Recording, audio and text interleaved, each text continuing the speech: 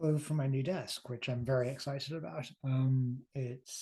You saw it in progress in one of the early videos, and I probably haven't posted a link anywhere on YouTube to the finished version and can't easily do that, but never mind. It's really nice. I've now got a giant uh, space of wood that I can work on rather than a horrible plasticky, tiny, cramped thing. Um, it's almost immediately caused me to make much more use of my office, um, which is good because this chair, despite its ridiculous gamer chair nature, is much better for me than working off a dining room chair. As you can see to my right, I've also started using whiteboard a bit more. Admittedly, not actually as a whiteboard, just a giant metallic surface, but um, I have a fondness for index cards as a tool, which I often don't particularly act on. Um, and it occurred to me that what I've got here is a giant magnetic surface, lots of little magnets, and the ability to stick index cards to them. And so um, and so I've started doing that. You've got two up there and this one, which I had conveniently had to hand in order to talk about in the video, which is both what I want to talk about today and also like an example of the thing, which is that one of the things that I'm using the index cards to write down is just essentially concepts that I find useful. And the one I've got written down here is one that I've just coined today, which is the idea of reflexive agency. And reflexive agency is when you respond to something like automatically as if you can do something about it.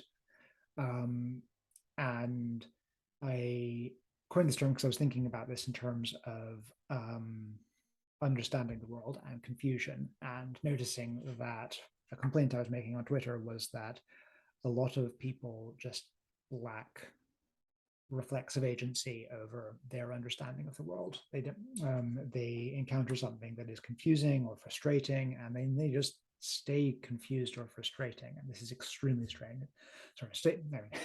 They stay confused or frustrated. I do also find it frustrating when I do this, but for them, this is frustrated, not frustrated. Um, and um, and I just sort of watch this, and I'm just like, gosh, what is it like to be you? And I'm sure I do this as well. I'm very much not without sin in the space, but nevertheless, like I think I do exhibit a lot more reflexive agency over my understanding of the world than most people do. And my evidence for this is that when most people want to understand something, they come to me. Like this is literally a thing I get to charge people money for because I'm better at it than they are. And the in an area where I absolutely have historically failed to exhibit any sort of reflexive agency is my environment. And I'm starting to get a little bit better at exerting agency over my environment. And I, I think to some degree even have historically been better than many people I know. But I think this is an example of them being bad at it rather than me being good at it. Um, a good example of this was at my previous, not my last one because I was living on my own there, but the flat I lived in 2 flats ago.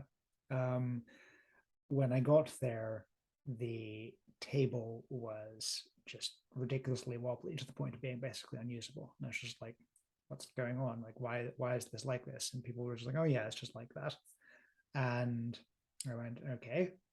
And went and got a spanner, and within about 5 minutes had the table fixed because the only problem that with it was that one of the bolts was loose. Like this wasn't some major structural failing of the table; it had just gotten loose over time. And this is sort of a lack of exhibiting reflective agency about the environment, um, which is, as I say, not to say that I'm good at it. Like there's an example that I can't remember if I talked about in a video previously, but certainly I talked about it on Twitter.